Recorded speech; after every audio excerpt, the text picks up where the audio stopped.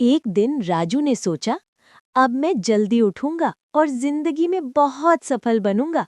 उसने एहतियात के तौर पर 10 अलार्म लगा दिए। सुबह पहला अलार्म बजा। राजू बोला, 5 मिनट और, सफलता कहीं भागी थोड़ी है। दूसरा अलार्म बजा, बंद। तीसरा, बंद। 10वें अलार्म तक आते आते मोबाइल भी थक गया और खुद बंद हो गया। राजू की आंख खुली 10:30 बजे। वो घबराकर बोला, अरे मैं लेट हो गया। फिर उसे याद आया, आज तो रविवार है।